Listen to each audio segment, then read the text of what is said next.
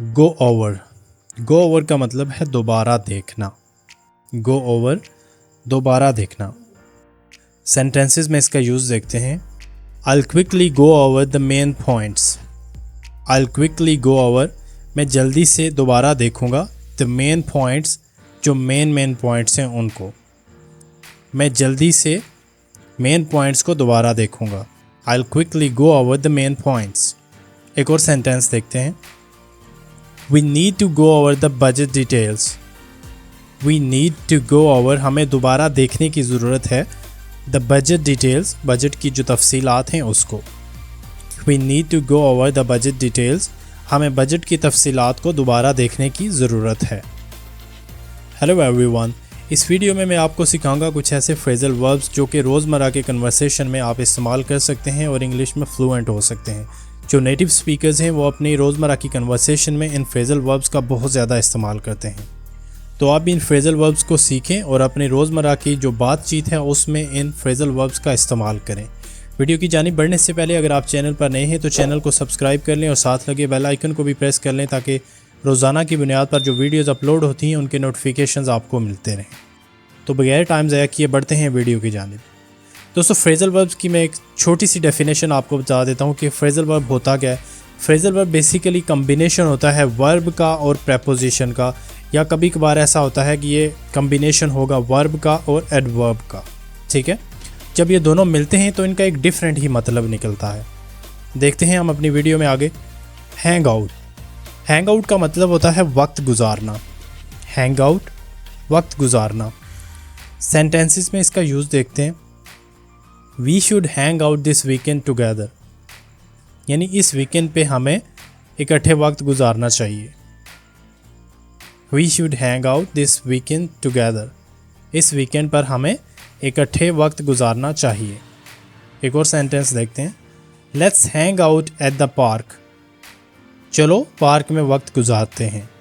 Let's hang out at the park, चलो park में वक्त गुजारते हैं।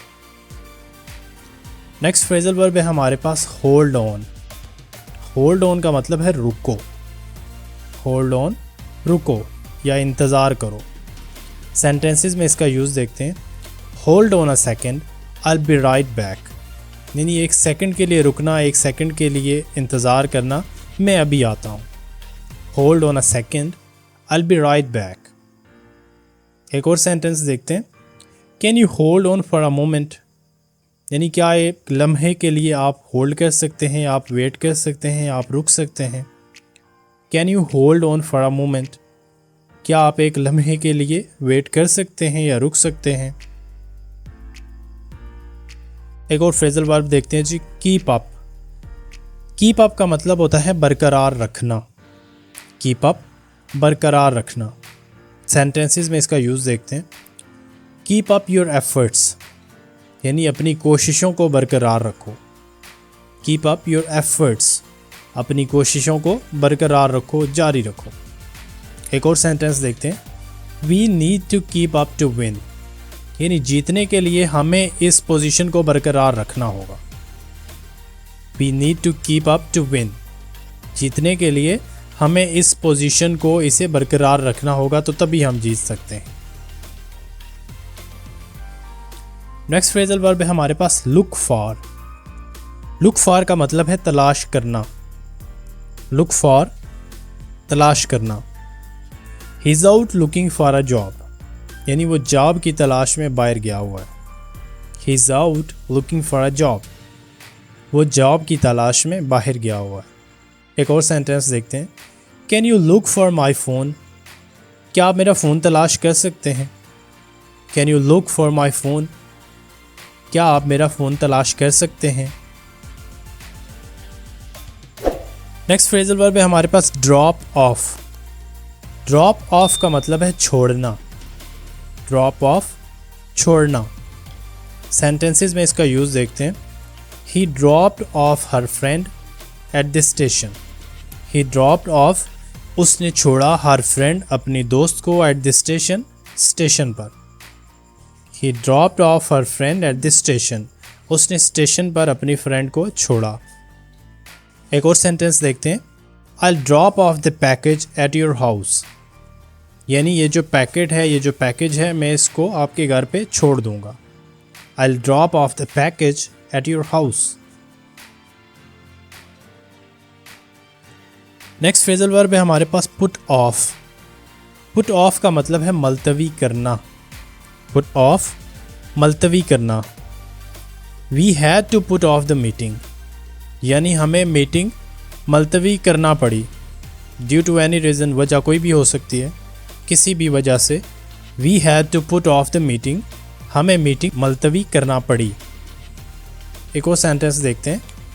Can we put off the decision. यानी ये जो डिसीजन हम लेने जा रहे हैं, क्या हम इसको मुलतवी कर सकते हैं. Can we put off the decision, क्या हम इस डिसीजन को मुलतवी कर सकते हैं. नेक्स्ट फ्रेजल वर्ब है हमारे पास सेटअप. सेटअप का मतलब होता है कायम करना. सेटअप, कायम करना. सेंटेंसेस में इसका यूज़ देखते हैं. He wants to set up a new business. यानी वो एक नया बिजनेस स्टार्ट करना चाहता है या एक नया बिजनेस कायम करना चाहता है. He wants to set up a new business. एक और सेंटेंस देखते हैं. Let's set up a meeting for tomorrow. चलो सुबह एक मीटिंग की बुनियाद रखते हैं या एक मीटिंग प्लान करते हैं. Let's set up a meeting for tomorrow. Next phrasal verb है हमारे पास टर्न ऑन. टर्न ऑन का मतलब है चालू करना, चला देना, ऑन कर देना.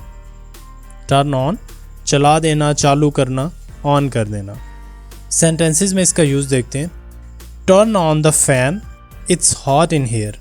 यानी फ़ैन को, पंखे को ऑन कर दो, यहाँ गर्मी है. Turn on the fan, it's hot in here. पंखे को ऑन कर दो, यहाँ पे गर्मी है. एक और सेंटेंस देखते हैं. Can you please turn on the lights.